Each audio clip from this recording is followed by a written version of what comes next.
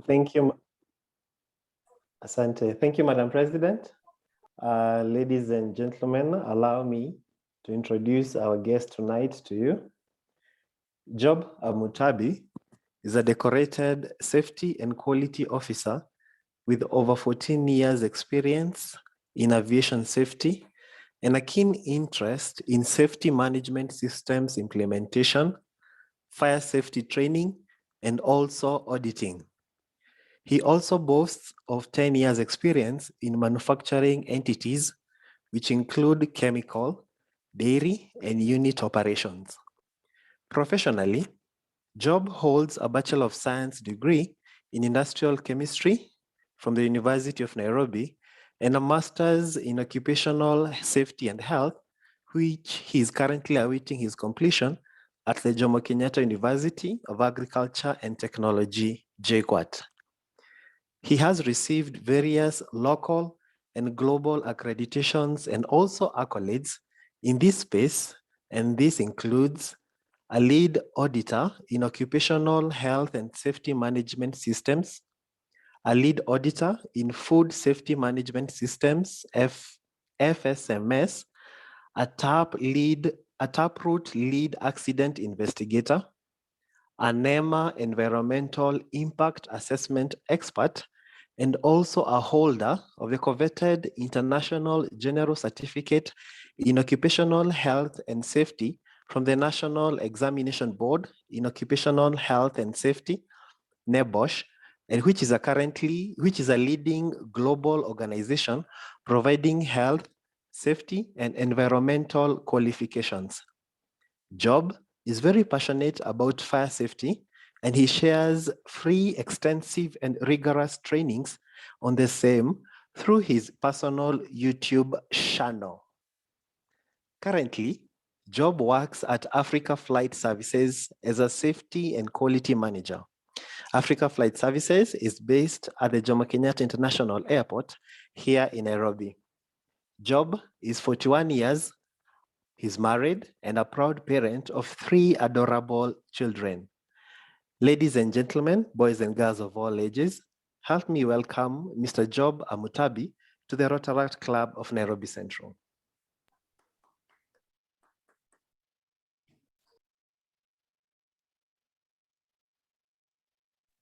Over to you, Mr. Job Amutabi. Thank you very much. Such a meaty introduction there. I got perplexed at some point. Is that me, really? Okay, I hope everyone can hear me. Yes, Job, we can hear you. Okay. It's actually a pleasure to be here by way of introduction from Ruth and from the rest of the team. When I got this invitation, I was very, very excited because I have a passion for safety. It is something you can wake me up at midnight to do. And that is why, as they said earlier, I have a YouTube channel where I post free videos just to give insights on safety training and so on. So we talk about various occupational safety issues. So far in Kenya, mostly from the Occupational Safety and Health Act.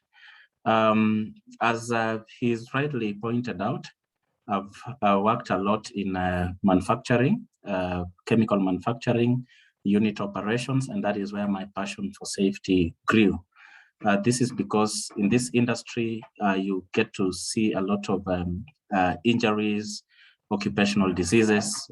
I mean, you see people coming to work healthy, a few years, days down the line, they're down with an occupational disease, with an injury that is either fatal or causes disability, and such kind of things. That's what drew my passion. So I started safety well before I got the qualifications and the accolades that have been mentioned. I started safety with nil training. I studied it out of a passion.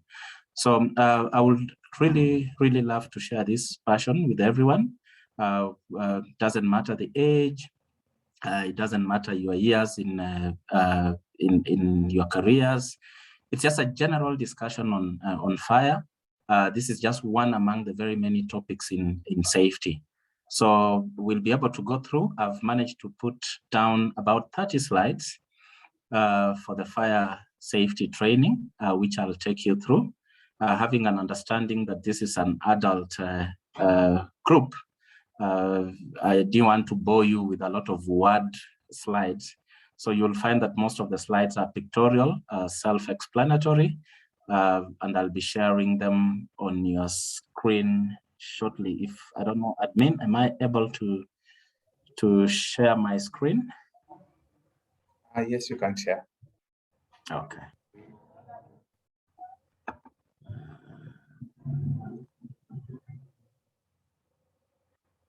I think it still shows disabled.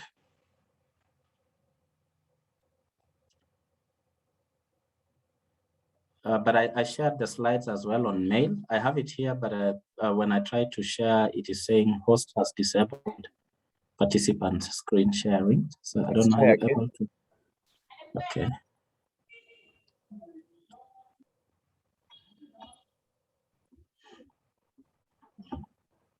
All right, so there we go.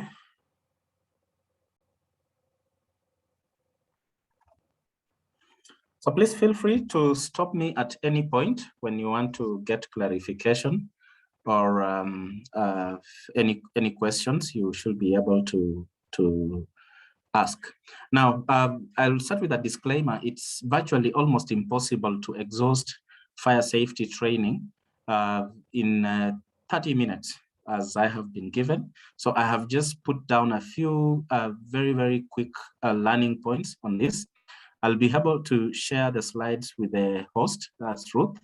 And if need be, I can also share some Word document materials with you guys for further reading and follow up. So otherwise, I'll just keep it simple, plain, so that we can utilize the 30 minutes effectively. So this was put down specifically for the Rotaract Club of Nairobi Central for the purpose of today. We've gone through everything about me. So I've had a lot of expectations about fire. People want to know how to switch off, how to manage children and fire. I've heard others saying they want to be able to learn the guts of running towards the fire and not away from the fire. All very, very interesting perspectives. But at the end of the session, we will try and through the question and interactive session, I'll try to find out if you really got your answers to your expectations. So most people will ask, what is a fire? So fire is just a chemical reaction in which mostly you have an output, which is usually energy in the form of heat or light. So this is just a chemical reaction that happens.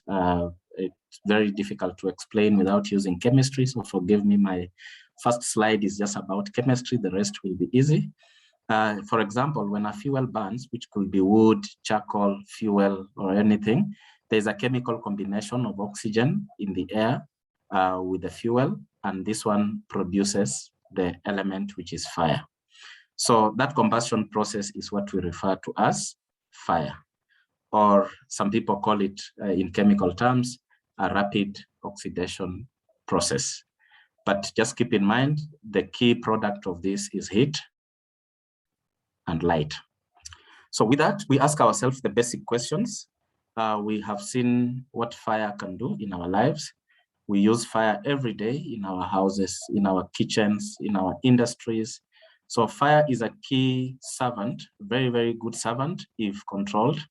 We can use it to make our meals. We can use it to produce various products like bread, confectionaries.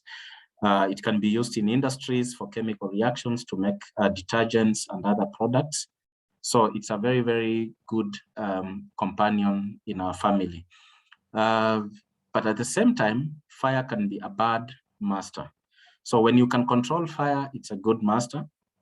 If you cannot control fire, it becomes a very bad master, because we know what happens. It causes burns, some of which can lead to fatalities. It can cause a lot of damage as well. So this is what we'll be looking at. As you can recall, we have had several fire disasters in this country. Most of you will remember the Sachangwan fire tragedy, where we lost about 140 people. We've had several other fire incidents where tankers explode. We've seen fire incidents like the Nakumat supermarket downtown in Nairobi city center, which led to about 29 people dead. Most recently, there was a fire at the airport. No one died, but you all know how it was. It was quite, it disrupted our transport systems at JKIA. There was a lot of logistical support and a lot of recovery from it. So you can just have enough examples of how a bad master fire could be. So basically, when you look at fire, three things have to happen for a fire to light. So we call it the fire triangle. That means you must have the three factors in just enough proportions for a fire to take off. For example, you must have fuel. Fuel in this case could be petrol, it could be LPG gas, it could be wood, it could be clothing, pieces of clothing, it could even be yourself. You know, there's a degree, if the heat is good enough, the human body also catches fire. So fuel is basically anything that can catch fire. Number two, you need oxygen for a fire to occur. And we all know from our chemistry background that oxygen is 21% in the atmosphere naturally. So this is a factor that is there, given, but fires have been known to start in areas with as low oxygen levels as 16%. So anything at 16%, any oxygen levels at 16% is a perfect feature for fire. Then the last one is heat. So as more heat is generated, then it is easier for the fire to continue. Most of you, or some of you who've used firewood before, you'll see it's difficult to start the fire initially. So you try to light it up, it doesn't. You keep blowing it with your mouth or with a pipe. That is just, you're adding some oxygen here and there, and then the fire starts lighting up. I know the most disturbing thing, lighting up the jiko. It doesn't get the heat very quickly, so you keep pepeta kabisa. You add oxygen, and then with time you start seeing the heat generating on one piece of charcoal. It moves to the next, it moves to the third, and after that you have a fire that is fully functional. So this is a very, very good basic science to look at fire from, because it is from this triangle that we generate the science of extinguishing fire. So please keep this in mind. The fire triangle is very key for you: fuel, oxygen, and heat. And then again, we have classes of fire. Some people just always think fire is just fire, but we have classified fire in several classes to make it easier for us to extinguish it or manage it. So there is the first class, which is called Class A fires. This is fire from ordinary combustible material like wood, firewood, the pieces of clothing, and so on. We also have a class of fire called Class B. Class B is fire that will generate from flammable liquids like petrol, grease, diesel, oil, paints, and solvents. And then we have Class C fires. These are fires that will always originate from live electrical equipment. This includes electrical panels, wirings, and things like that. And then we have a very special class of fire called Class D. Class D is fire from combustible metals. We have metals, those of us who remember our chemistry, we have group 1 elements, group 1 metals that are very, very reactive, like magnesium, aluminum. You just spark it a little bit and it explodes into fireworks. So these are very, very dangerous classes of fire, which we call Class D fires. And finally, we have the Class K. which is a newer classification of fire, just reclassified in the past 5 or 7 years ago. This is fire that originates from oils and fats. So basically, this is the fire you'll find in your kitchen when you are cooking mandazi, the chapatis, or deep frying. This is the kind of fire you are most likely to experience. I think we're moving on well. So any question up to this point? Or any clarification?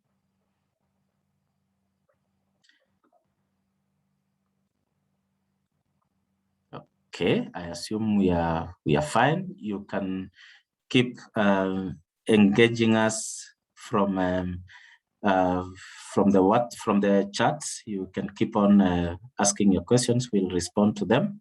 And as I promised, I will make it as less chemistry as possible. I'm seeing some difficulties in tetrahedrons and above, but don't you worry. So next, we will move on. How does fire spread? So fire will spread through several ways, but we have them in 4. The first one is convection, then conduction, radiation, or just as a result of direct burning. Direct burning is the most common. I mean, one thing catches fire, it lights another. It's just like the way you light a candle and you take the candle to light another, or if a candle drops on a table, lights up the table, lights up a curtain, and the whole house eventually catches fire. So that is the easiest way.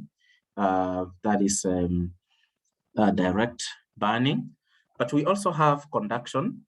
This is where heat is transmitted along any conductive substance. For example, a piece of metal catches fire. The piece of metal is 4 meters long, for example. You put fire at one end. If you touch the other end of the metal, with time, it also gets hot. So this is conduction, heat transmission along a conductive substance. And then we have the final one, which is convection. This is, we all know hot air rises. So whenever there is heat, it keeps on rising and it carries hot particles into the air, which eventually catches fire. This explains why when you see houses catching fire, the fire starts out as small, and then it starts getting hot in there, and within no time, everything else starts exploding into fireballs. So that is the reason it's called convection. Convection, rising of hot air. Okay, so we have the common fire risks. This is the effects of fire. Fire itself, it's a hazard. So the risks of fire, these are the outcomes that will occur when fire burns. And we are looking at negative outcomes. Those are the ones we call risks.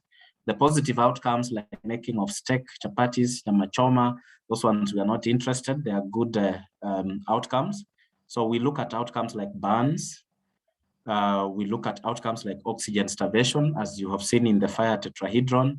As fire lights up, it consumes oxygen, so it has a tendency of reducing oxygen levels in the areas. And that is why most of you will see when we are saving people from a burning house, you will find that most people are found alive but unable to move because they have difficulty in breathing. And this is one of the key things I will just allow me to expound. When you hear the fire alarms and you don't leave the building, it's very dangerous because you may not see the fire, but as it keeps burning other things, it starves the building of oxygen. So that means if you delay in leaving that building, by the time you'll be making the decision to leave, there'll be very little oxygen, and therefore it will deter or slow you down to move out of that building. The other thing is poisonous gases. Poisonous gases, this just means, for example, let's just look at a simple thing like a water basin, a plastic water basin. We use chemicals to make this basin in the factories. So once you burn it up, it releases the very chemicals that were used in making it. And some of these chemicals are very dangerous. They can cause suffocation. They can cause tearing ni kutoa machozi. For example, when there's a lot of smoke, you may not have seen the fire, but there is smoke. It gets into your eyes. You are unable to see. You are unable to leave the building. And that is why when you see pictures of people who've been charred by fires, most people usually say, oh, this guy died a very, very painful death. But sometimes it's good to note these people die way, way before the fire consumes them by oxygen starvation, which takes about 4 minutes, or these poisonous gases. So you find these people burn beyond recognition just because the fire found them when they cannot move whatsoever. And then the final part that we see mostly is destruction of property that fire will have engulfed. It's also just good to know that we have several types of burns that are accompanied by fire. We have the first degree burns. This is, we measure the damage just based on the first layer of the skin. The area will just be reddish and painful. And this can also include sunburn. There are some people, for example, people who don't have melanin, that is Caucasian whites, they will usually experience a form of tan, or if it goes too much, it becomes a burn. People with albinism can also suffer these effects. We have second degree burns. This is where the damage goes from the first to the second layer of the skin. Area may be red, it may peel, you may have blisters or swellings with clear or yellow colored fluid.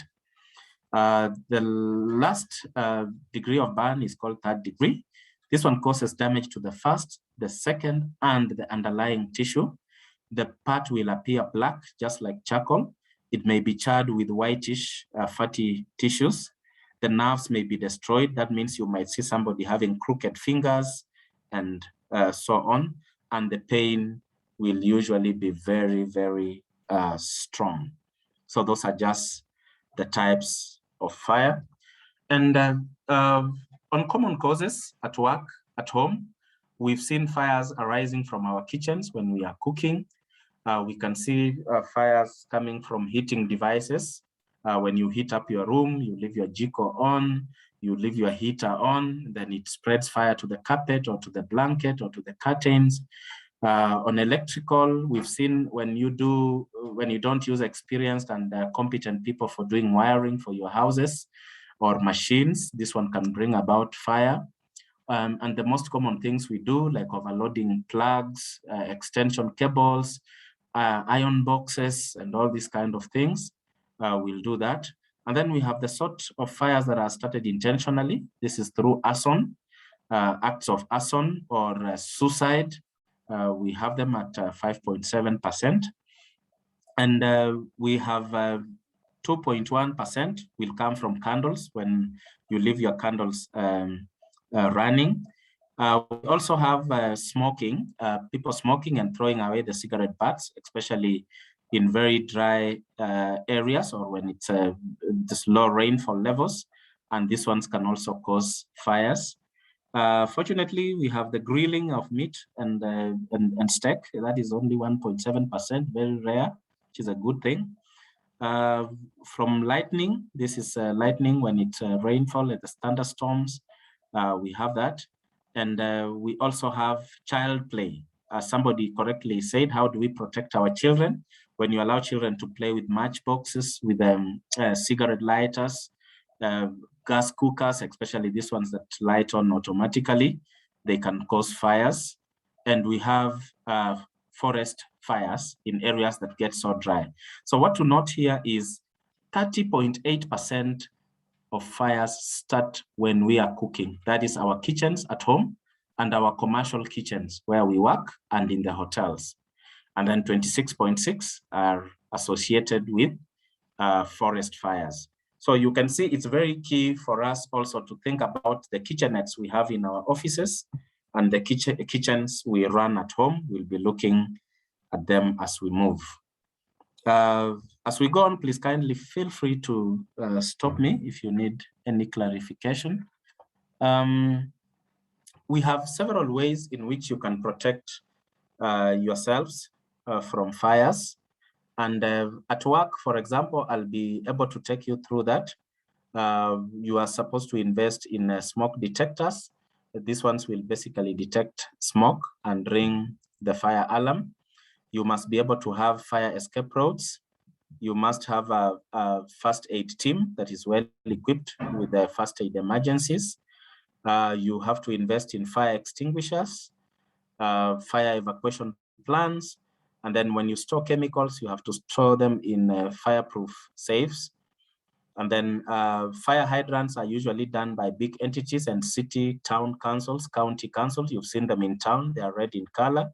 This is a place where if the fire engine comes, it can connect to the hydrant and be able to extinguish the fires. We have fire doors. I'm glad this was passed in major hotels. Nowadays, when you go in, the doors are fire resistant. We call them fire doors. This means this is a door that cannot be taken down by fire even 1 hour into the fire having started. So it makes it easier for those who are trying to evacuate people to try and save people while they are still alive or not severely hurt. So those are the fire prevention strategies. Generally, I'll be looking at them specifically when we get to workplace fire safety. Now, in Kenya, we have a law called the Occupational Safety and Health Act. We call it OSHA 2007. This is an act that provides for the health and safety and also welfare of personnel employed in any workplace. And so it looks at very many different issues from machinery safety, first aid, plant and equipment safety, accident investigations, and so on. And it also deals with fire.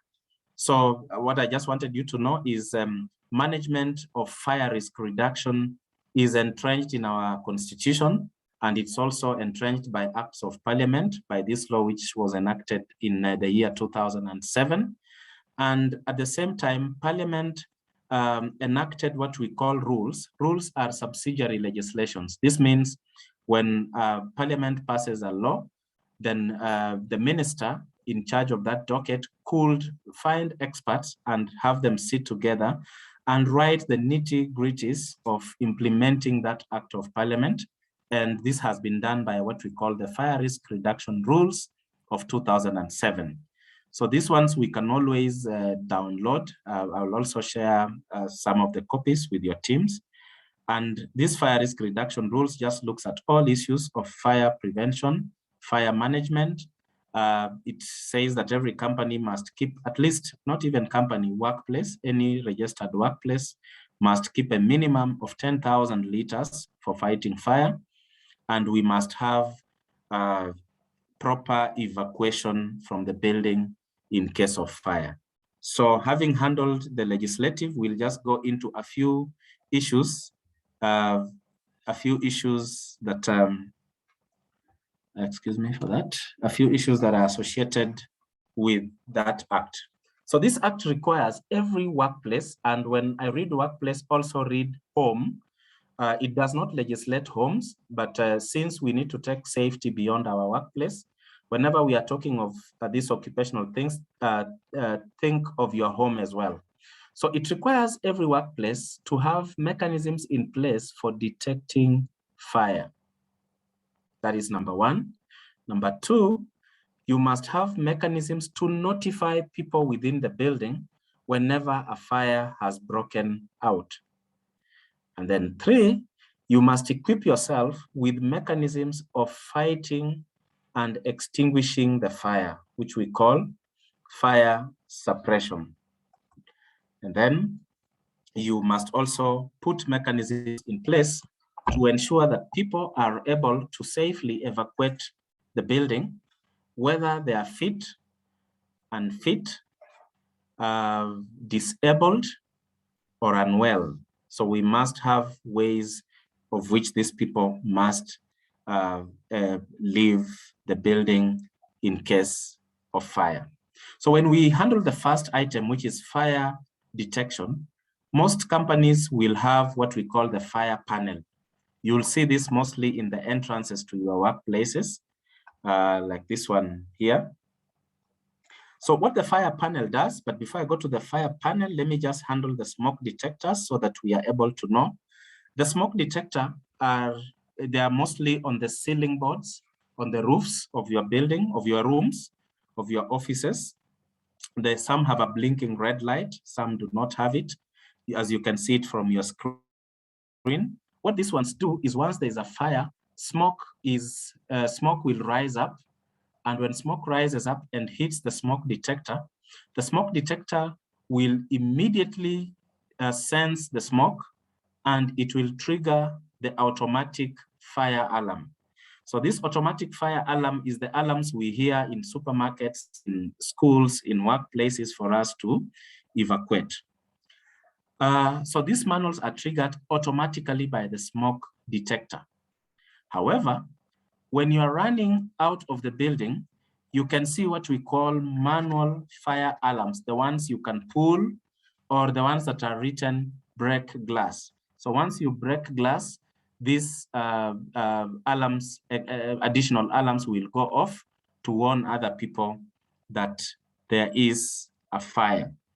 And then on the fire panel itself, wherever you've put smoke detector, just like your phone, we are able to tell the location of the fire. For example, if you have a room on first floor, a room on second floor, third floor, all the way to 20th floor. When the fire alarm goes on, the fire marshals will know where there is a fire by looking at the water, looking at the what do we call it? The panel. When you look at this panel, it tells you which floor, which room. So it is very, very easy to, be able to extinguish fires. Just responding to a few issues, the function of having 10,000 liters of water is just for registered companies, not for homes. For homes, you can always have small extinguishers. Even the 2 kg cylinder should be okay. So don't worry trying to think of 10,000 liters of water for your house. As we go on, the other ways of notifying people about fire is the simple one. Ile kila mtu alipewa sauti, you can shout fire, fire, and other people will hear you. And some of you have seen emergency fire trucks responding to fires. They have alarms, and through these alarms, the audio alarms, they are able to warn other users that they are responding to a fire. And then we have the sprinkler system, which can be seen on the bottom left side of your screen. The sprinkler system is a bit complicated because at the end of the sprinkler, there is a break glass, which has mercury. So whenever there's a lot of heat, we know mercury will just expand the way it does in the thermometers to read your temperature. It will expand, break the glass, and when it breaks the glass, the water will start sprinkling. And whenever this water starts sprinkling, there's a difference in pressure, loss of pressure, which triggers the fire generator, which powers on and ensures the area is flooded in a matter of very, very few seconds. Okay, we will come to fire suppression at some point. I'll go through how to deal with fire extinguishers. So we'll go through all that. I can see Moses is it? This is who? Yeah, Festus is joining me to say I'll talk about extinguishers and fire suppression. Yes, we will. So Moses, I will be responding to your to the mechanisms of suppression or of different types of fires. We'll sure come to that. Okay. So we move on from the fire triangle. I said one corner we have fuel, the other corner we have oxygen, and the other corner we have heat. So for a fire to occur, we must have the triangle intact, which is good news because it means to extinguish a fire, we need to kill one of the corners of the fire triangle. For example, if we remove the fuel, which is very obvious, like firewood, you have a lot of firewood in the fire, you remove some, the fire goes down. So it is the same method we use for extinguishing fires. If you remove the fuel, the fire goes down. This method is called starvation. You are starving the fire of fuel. We have the next one, if you remove oxygen. If you remove oxygen from that fire triangle, you will extinguish the fire by a method called smothering. And finally, if you remove the heat, you are extinguishing the fire by a method called cooling. So very, very interesting here. Fire triangle, we remember triangle has 3 sides: fuel, oxygen, heat, if it's a fire triangle. And so when you are extinguishing the fire, we are just breaking any corner of this fire triangle and the fire will go out. What we need to know is there is always oxygen present in the air. So that will help us decide on which method is actually very, very key in extinguishing the fire. The fire suppression methods we have talked about. The first one you can see on your screen is the fire hose reel. Fire hose reel is usually water. It's just plain water. It is connected to a pump, a jockey pump, which gives it so much pressure. It can throw this water to a height of up to 20, 25 to 30 meters. So this one is used to extinguish fires by adding water. So when you're just adding water, the method you are using to extinguish the fire is cooling, because you just want to reduce the heat so that the fire can be extinguished. So this method is called cooling. The next you can see there is the fire blanket. The fire blanket, you see the 2 black strips there. You just, to remove the blanket, you just pull those strips down. The fire blanket drops off. The fire blanket is usually just about 2 by 2 meters. It is made of highly fire-resistant material. Now, this fire blanket is very, very effective to fires that are in a frying pan or fire that has started when you are cooking. That is why mostly it is for the kitchen. When a fire occurs, please, you just take this blanket, hold it at the 2 ends and let it spread towards the side of your legs. You just raise your hands and you walk to the fire. The blanket is ahead of you. You walk to the fire and you cover the fire completely, denying the fire oxygen. So this just denies the fire some oxygen. And so it is very, very effective for cooking in your kitchens. So if you have a fire blanket in your kitchen, most likely you will be very, very effective in dealing with those fires that arise in your kitchen. Please do not cover yourself with the fire blanket. It is meant for suppressing oxygen from the fire. At the other end, you can see the fire hydrant. The fire hydrant is very easy. It has a big jet of water.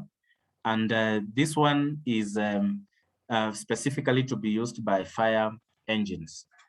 And then on the bottom left side of your screen, we call that the automatic fire suppression. So these ones can be foam, it could be CO2, but it is usually automatically connected to sensitive rooms. For example, your server rooms at work, where the server is kept inside, nobody goes in there. You are away at night, it can catch fire and no one knows. So what happens is we have these ones, they trigger themselves. So some servers are put in completely sealed rooms where once the fire starts and it triggers these cylinders, they will release carbon dioxide or they will release the foam into the building, into the room, and extinguish the fire. So this one is used mostly to protect electronic filing systems, electronic materials, and so on. And remember, mostly it is not kept in the server room, but it is just kept in a different place, but the piping is taken to the rooms. These ones need specialized people to install them. So you will need leading fire companies to do the installation. Same to fire hydrants, same to fire hose reels. A fire blanket you can just buy from the supermarket, and you can buy it from the safety shops in town. Then we have the fire extinguishers. The fire extinguishers, we have mostly the 9 kg, which you see mostly hanged in buildings. And we also have small 2 kgs, and we can also have the 1 kgs, which mostly people carry in their cars. Then the last one you see on your picture is the fire sprinklers, which I've explained. The red part you see there is the glass that has mercury. Once it senses the heat, it expands, breaks, and sprinkles. This one also needs technical people to install it, but whenever a fire starts, it will go on automatically and flood the room. So somebody has asked, how do we extinguish fires? How do we use fire extinguishers? And as I've said, you've seen classes of fire. We have the A, B, C, D, and E. And we said A is combustible material. We said B is flammable liquids. We said C is electrical fires. And we said D is reactive metal compounds. And we said finally E is from cooking oil. So when it comes to fire extinguishers, these fire extinguishers will extinguish different kinds of fires. But before we go there, let us just see at the types of fire extinguishers we have. Here we have 2 fire extinguishing types. We have the British system of fire extinguishers, and we have the Chinese system of fire extinguishers. Okay, and these systems are just based on what we call color coding. It is just a color coding. So if we start with the most common and the most available is Chinese system, all the fire extinguishers, the bottle is red in color, as you can see on your screen. The bottle is red in color. So that is the Chinese system. But for you to know which fire extinguisher it is, you look at the top part of the cylinder. If it carries powder, it has a blue label on the fire extinguisher with the wording powder. If it is a water bottle, a water fire extinguisher, at almost the neck of the fire extinguisher, you have a red tagging coloration with the wordings water. If you are using foam, if it's a foam, an extinguisher that contains foam, you will see at almost the neck part of the extinguisher a cream coloration, a yellow coloration written wet chemical. And if it contains foam, you will see a cream coloration with the wording foam. And if it contains carbon dioxide, you will see a black coloration at the neck of the extinguisher written carbon dioxide. So those are the 4 kinds, the 5 kinds of fire extinguishers you will see. Chinese system, all red, apart from the wording and the coloration on the neck of the cylinder. The British system is very simple. The whole cylinder, if it contains powder, is blue, as you can see from the coloration there. Now, if it was a British system, the whole cylinder will be blue. If it contains water, the whole bottle will be red. If it contains wet chemical, the whole bottle will be yellow. And if it contains foam, the whole bottle will be cream. And if it contains carbon dioxide, the whole bottle will be black. So that is the difference between the 2. So depending on what is in your workplace, you should be able to identify which fire extinguisher do you have in your workplace. I hope that is clear because it is very, very key. Now, which type should you use for which fire? The table is there. I have put classifications of the fire from class A all the way to class F, the deep fry deep frying fats. So you can see water extinguisher you can only use for class A and you can't use for the rest. Why? Because combustible material like wood, if you add water, if you pour water, you cool, you reduce the heat, you extinguish the fire. But if you try to use that on petrol, remember water has oxygen. Number two, petrol will still float on water, so you will not extinguish the fire. You will just spread the fire. And it can't be effective on flammable gas and the rest. And when you use it on electrical equipment, that is very dangerous. You can suffer electric shock or electrocution because we know water conducts electricity. Foam, you can use it on class A of combustible material, and you can also use it on class B, which is flammable liquids, but you cannot use it for the rest. And foam is not also advised for domestic use for your kitchens, so you need to be careful there. Then we have dry powder. Dry powder is one of the most effective fire extinguishers because it can handle class A, B, C, D, and A fires, you know? So this is a very, very widely used fire extinguisher. So this is the kind of fire extinguisher you can buy for your business because it will cover most of the fires the city council wants you to cover. The CO2 fire extinguisher is effective for flammable liquids and also electrical equipment. And the wet chemical is good for class A and also the F class. And then we have other special extinguishers that can extinguish literally all these kind of fires. One of these cylinders I have seen is, this one I've seen is silver in color. Mostly I've seen it being developed by the US Army. It is also in Kenya, it's used at the airport. It is able to extinguish almost all types of fires. Remember, a fire extinguisher, the big one is 9 kgs. It can only effectively extinguish fire for 1 minute. That is 60 seconds. So it's very key when you are trying to extinguish a fire and you use the fire extinguisher, even for 10 seconds, you need to remove it and have it replaced. Otherwise, you'll have a problem next time because they only work for 60 seconds.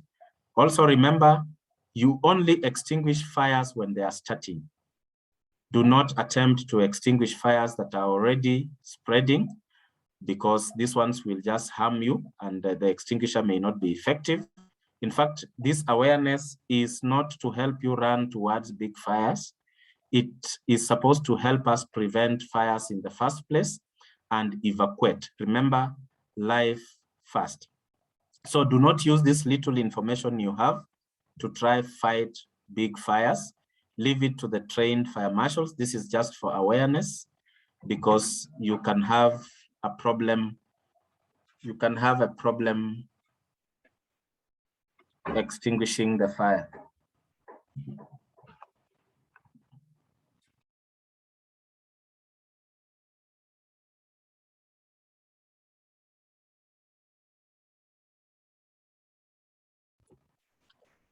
Sorry about that.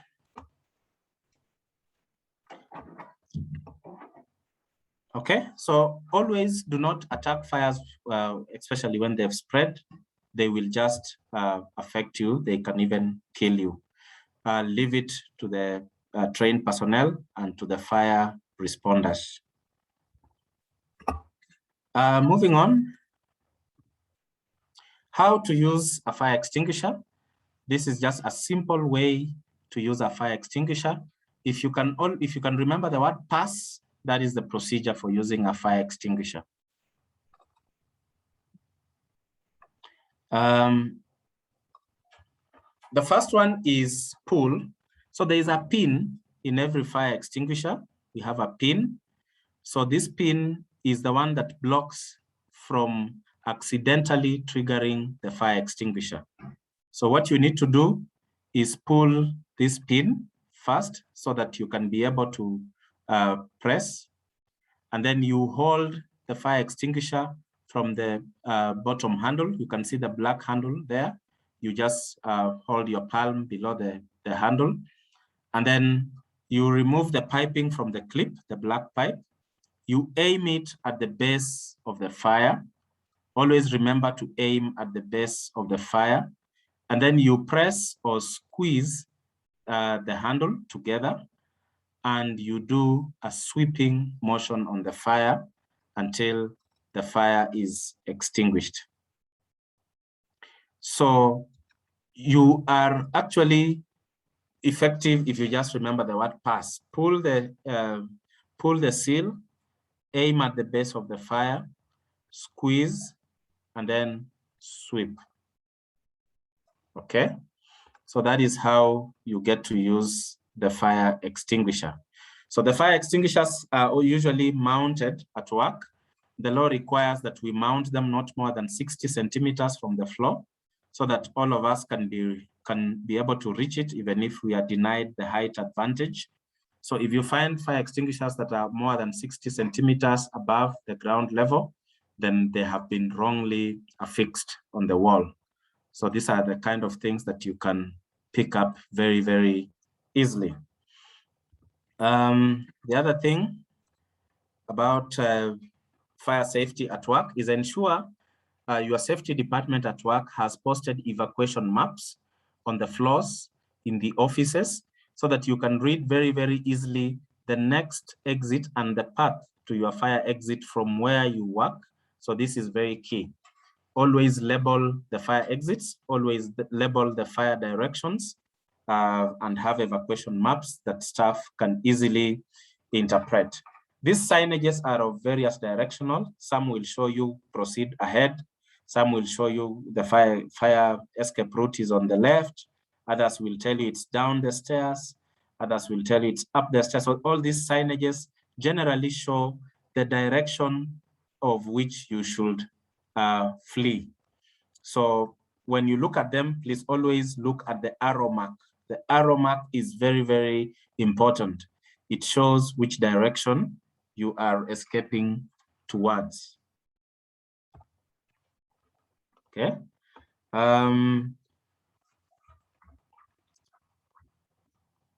Others will direct you to the staircase.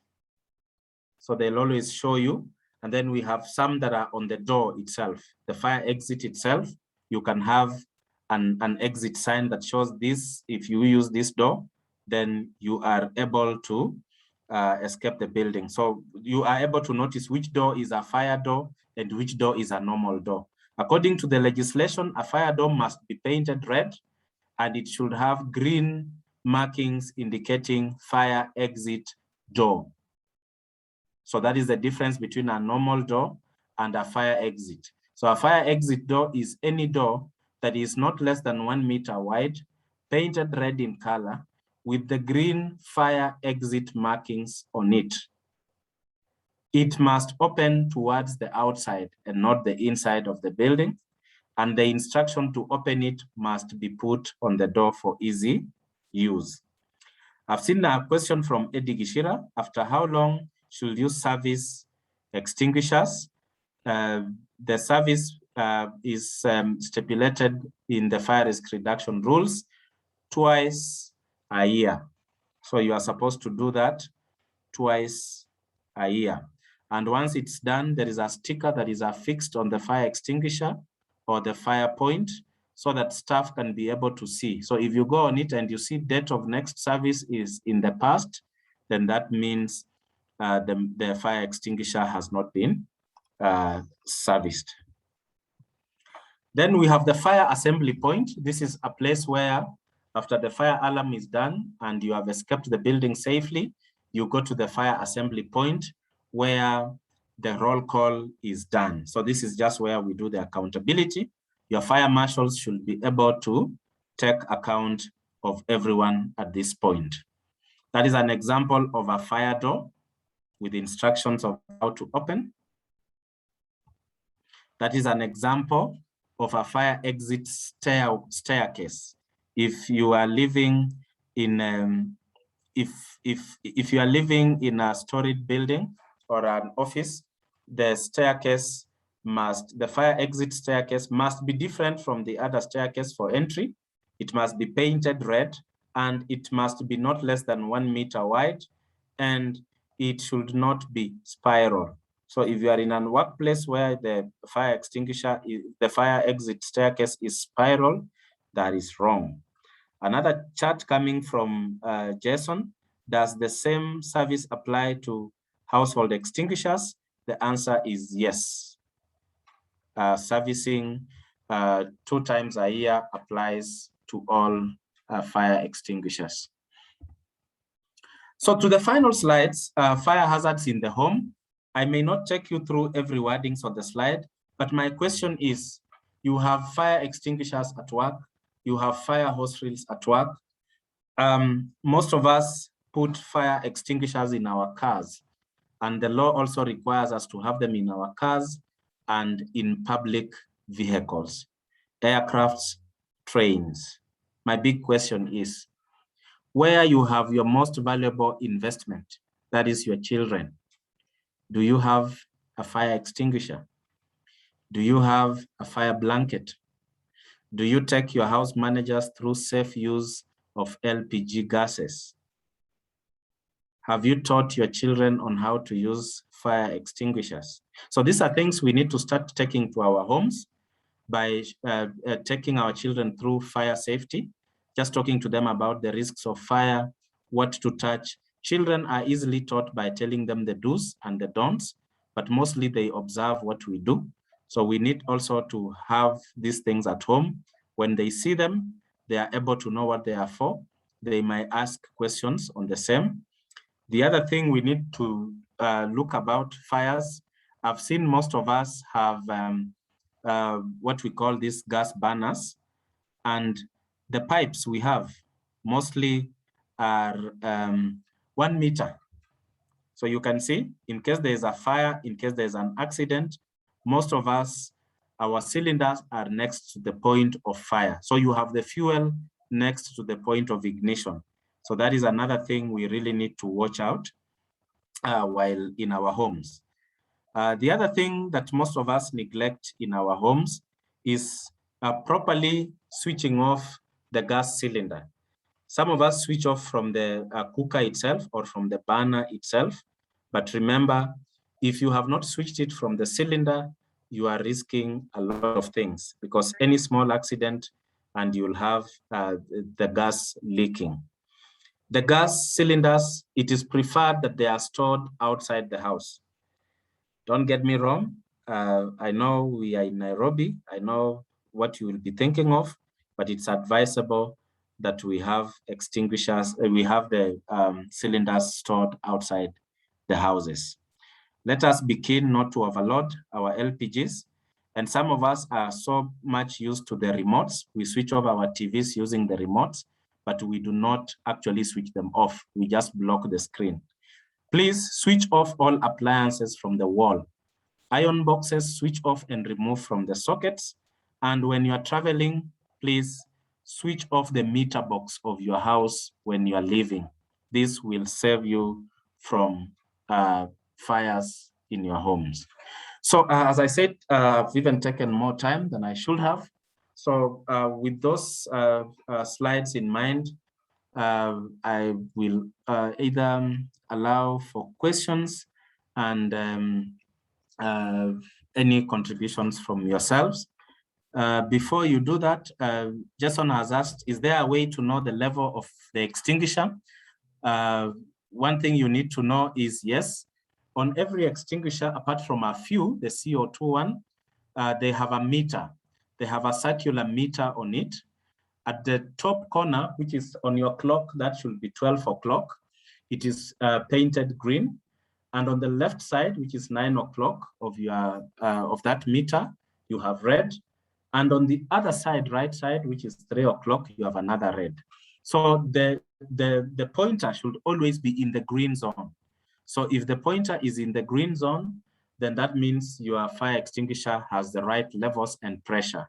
If it's in the red zone of the left side of the meter, it means it is either underfilled or it's less pressurized. And if it's on the right side, the 3 o'clock side, then it means either it is overfilled or overpressured, which means it can explode. So you need to remove and have these extinguishers replaced as soon as you can. So that is in response to Jason. So fire servicing from Moses, it entails people look at it like powder extinguishers. If you do not service, the powder can clog. Yeah, you know, it can clog, yani kushikana. So that means when you're going to spray, it may not come out. Other ways of servicing is what I've just told you, checking the pressure levels, if it's too low or if it's too high, because if it's too high, it can explode. If it's too low, it may not actually work. The other way is just checking the pin, if the pin is intact, checking the nozzle, if the nozzle is still strong enough and well connected, and generally dents, you know, dents, and if the extinguisher has fallen, sometimes it's been hit. So generally they also check if the cylinder has been damaged. So but from Steve Maina, the 3 o'clock and the 12 o'clock is just meaning on the extinguisher, there is a circular, there's a circle meter. The green part is at the center. So the green part, if the pointer is there, the extinguisher is okay. If it's on the left side of the green mark, which is a painted red, it is underfilled. If it's on the other side, it is overfilled. Let me give back the session to Rita for any questions. If you have any voice questions or contributions, I would love to respond. Thank you.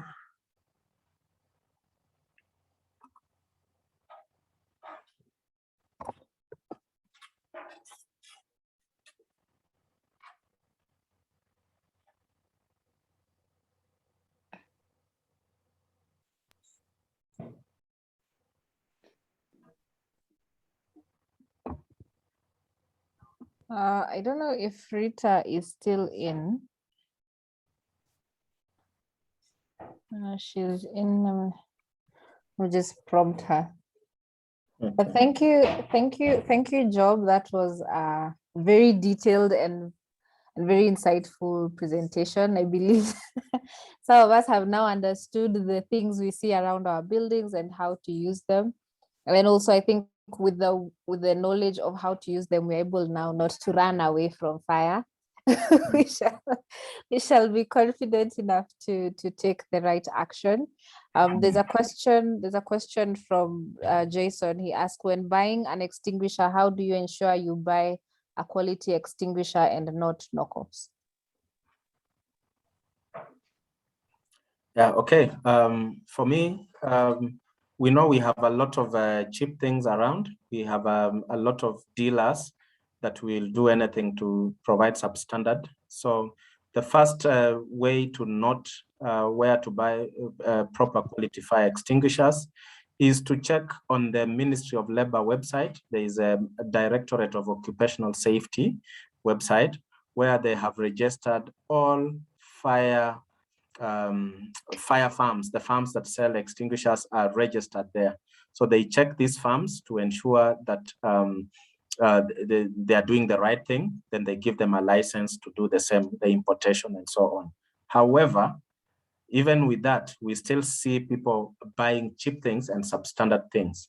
So we also have a KEBS mark of quality on these extinguishers.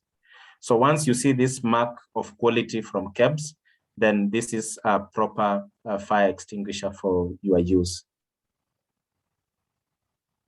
Okay, thank you, Job. Maybe we can take one last question, if any.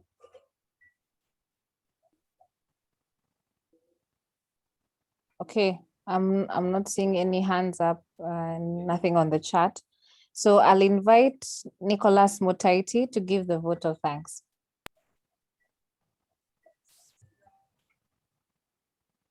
Thank you so much, President Ruth, and thank you so much to the ProfDev team. Job, that was an awesome talk that you've just given. There's so much to learn, and I believe we've learned so much from you. RCNC and myself in particular, let's talk of myself. I have learned a lot. I'm sure all the others have. Allow me to just highlight a few things that I have picked up. When you see a fire safety sign, focus on the sign, look at the sign, it will give you the direction of where you are going. Before fighting a fire, using a fire extinguisher, understand the type of fire and the fire extinguisher that you have at hand. That will help you in guiding how to fight the fire. When using a fire extinguisher, always remember pass, pull, squeeze, aim, pull, aim, squeeze, and sweep. Yes, pull, aim, squeeze, and sweep, pass. Once you hear the alarm, learn to the fire safety point. Don't be a hero where you are not one. And the final question, do you have a fire safety plan at your home? In my home, I don't have a fire safety plan, but I hope people will look into that, especially those who are having homes. Thank you so much, Job. I really much appreciate. We appreciate your presence. We appreciate the talk and the knowledge that you've given us. It will go a long way in preparing ourselves. They say preparedness is better than waiting for that the accident to happen. So when you are prepared, I believe we are better positioned to overcome those fears and to overcome any incident that may happen. On behalf of the Rotaract Club of Nairobi Central, we appreciate you and we thank you so much for the knowledge and for the tips that you have given us. Thank you so much, and may God bless you today and always. And we are happy that you brought in your family. We are happy to have your wife around. Thank you so much also to your family for being with RCNC. Tunashukuru.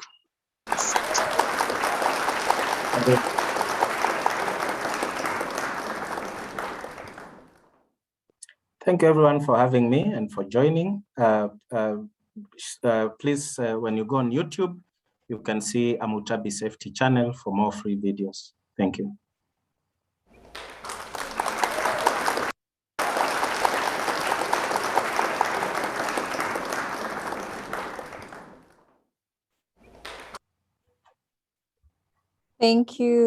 Thank you, Vice President James, for that lovely sound effect.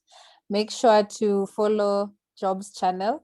Believe you can always learn more. And as he said, it is impossible to cover all that is required on safety in one meeting.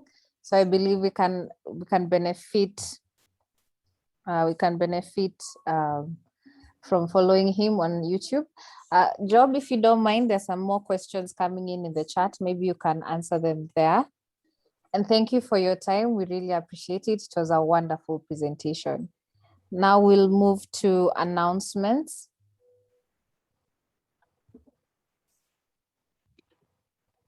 So we'll start with in-house announcements. Nicholas,